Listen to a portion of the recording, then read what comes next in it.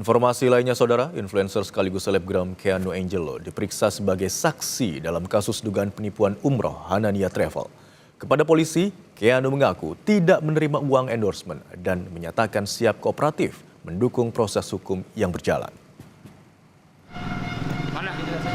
Polda Metro Jaya memanggil sejumlah influencer yang pernah mempromosikan Hanania Travel.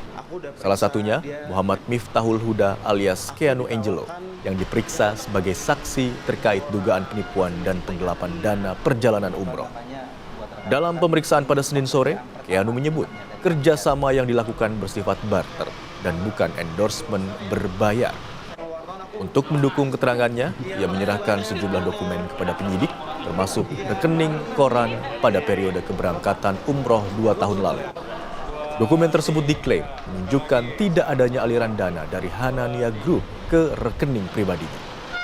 Sebelumnya, Polda Metro Jaya telah menetapkan Direktur Utama PT Hasanah Thamma Internasional Ahmad Syah Farhan sebagai tersangka kasus dugaan penipuan dan atau penggelapan dana perjalanan umroh Hanania Travel.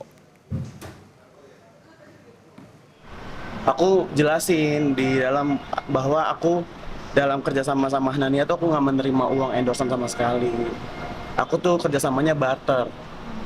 Jadi mereka berangkatkan aku promoin testimoni aku, pengalaman aku selama di sana.